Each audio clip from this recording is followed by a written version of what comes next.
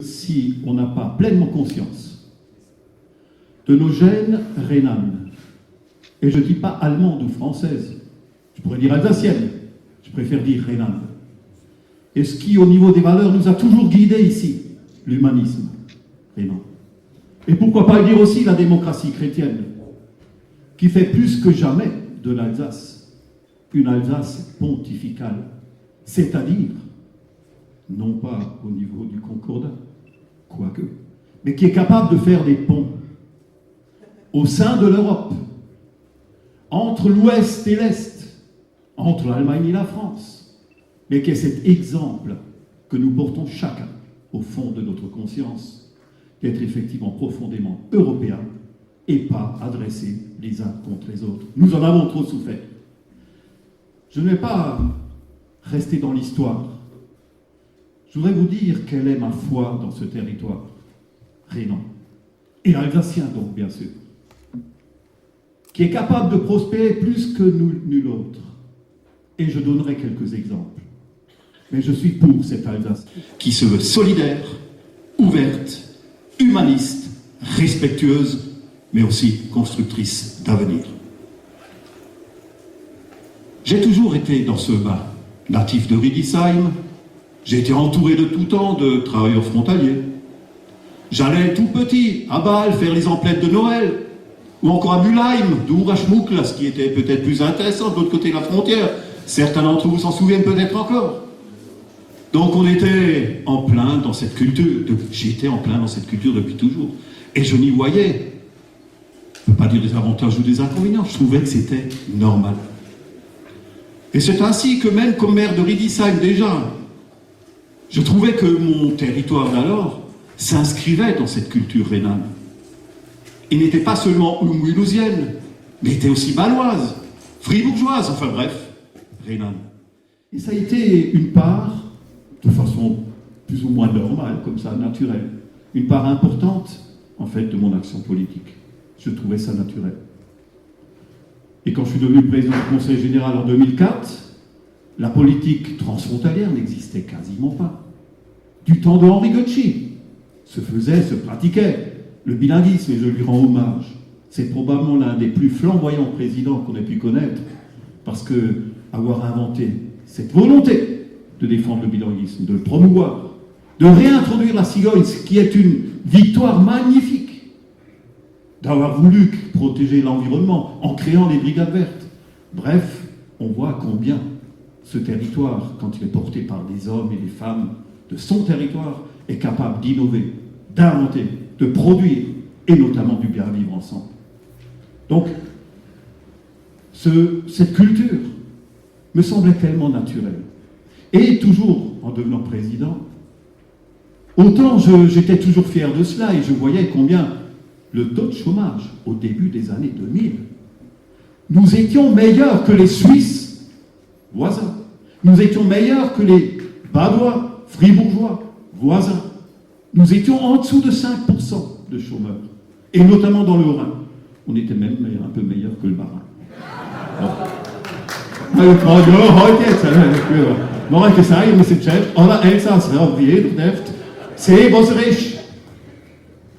Donc voilà, une situation qui était heureuse. Et puis au fil des ans, j'ai dû constater, quelles que soient les crises qu'on puisse invoquer, j'ai dû constater que de première classe que nous étions en Alsace, on devenait progressivement les derniers. Et nous sommes les derniers. Et nous serons irrémédiablement les derniers dans la grande région. Ça, c'est dramatique. Où est l'explication? Alors évidemment, on peut dire la désindustrialisation, etc., etc. Moi, j'ai la conviction, et on peut le démontrer, que les raisons de ce déclin se trouvent dans l'imposture de l'obligation d'obéir au jacobinisme.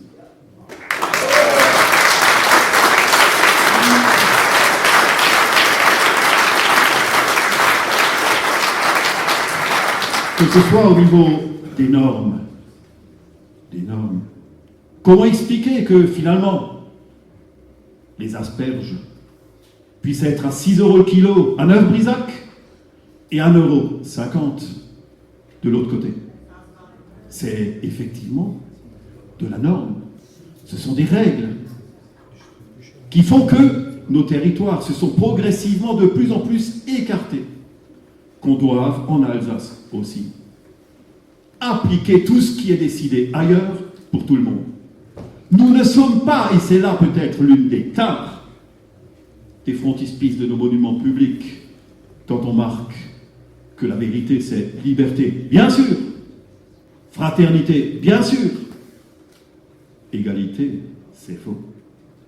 Et cela induit, y compris nos populations, en erreur.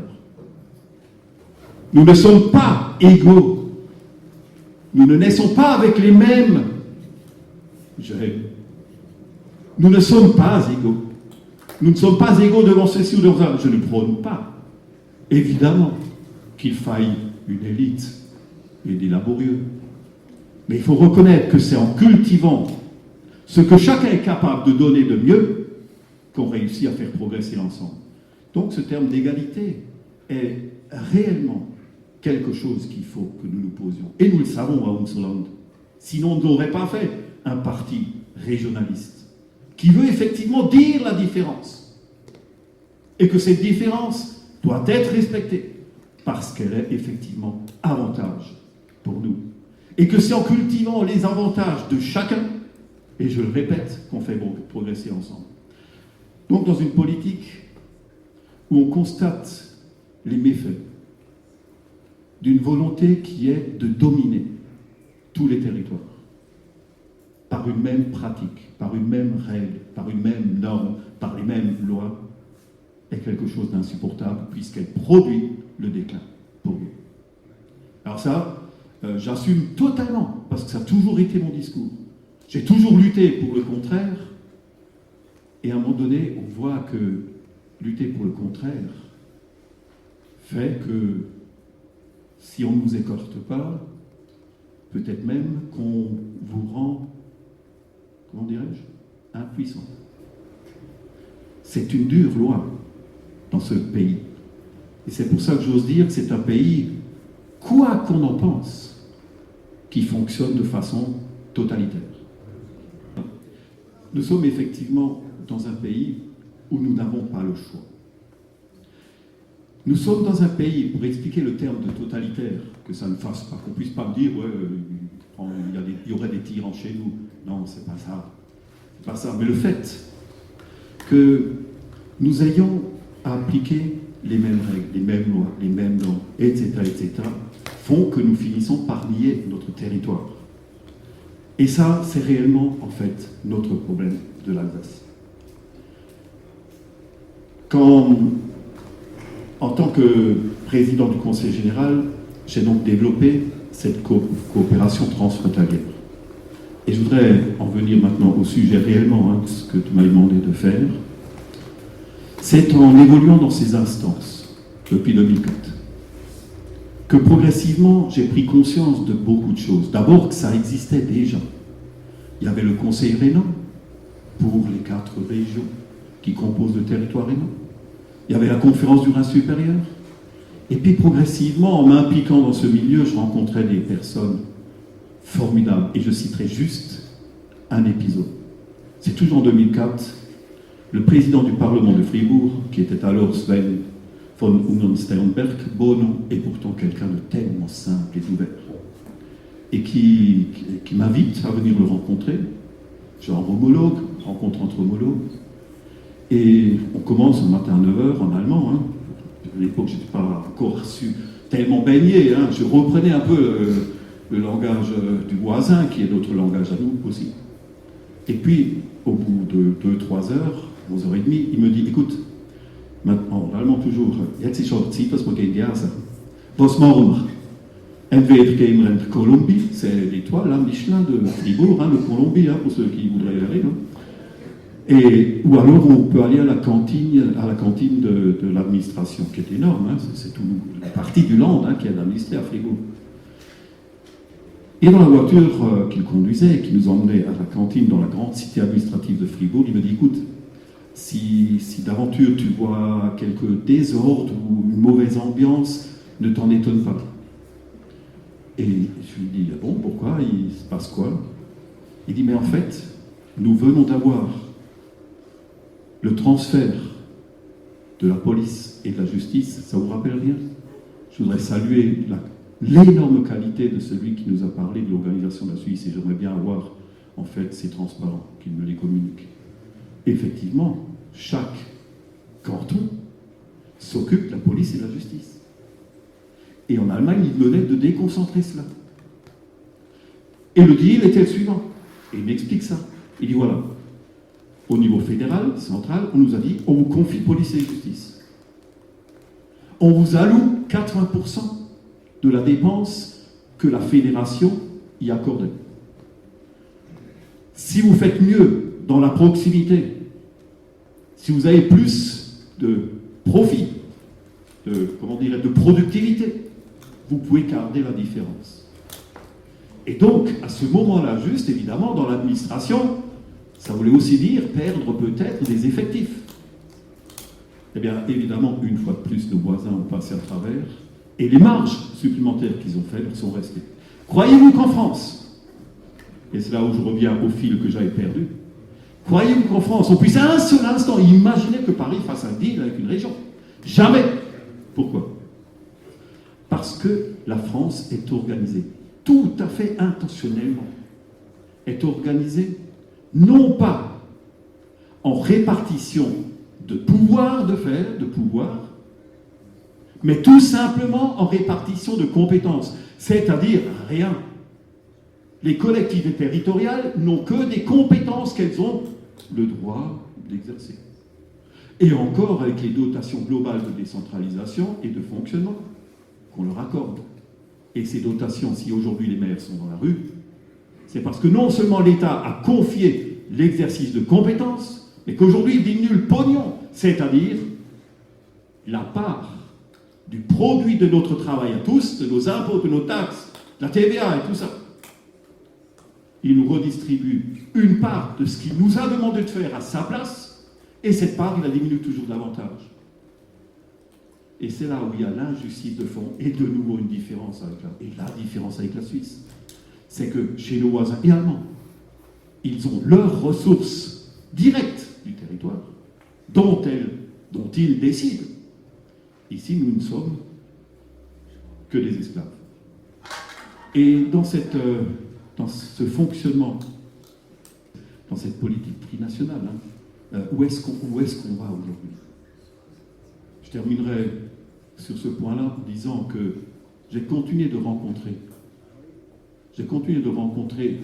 des collègues, le maire de Bâle, le président du Parlement de Bâle, la présidente du gouvernement de Fribourg, encore tout récemment. Et ils sont effectivement totalement désemparés. Nous continuons d'être organisés avec ce conseil régnant qui est fait des élus du territoire de cette grande région métropolitaine. Il y a 4 régions. Bade-Württemberg, Suisse du Nord-Ouest, 5 cantons, l'Alsace et Rheinland-Pfalz, Rhénanie-Palatinat. Et dans ces 4 régions, nous avons cultivé des projets exemplaires. C'est pour ça que l'Alsace n'est de loin pas au bout de ses ressources et qu'il va falloir qu'on continue d'y travailler.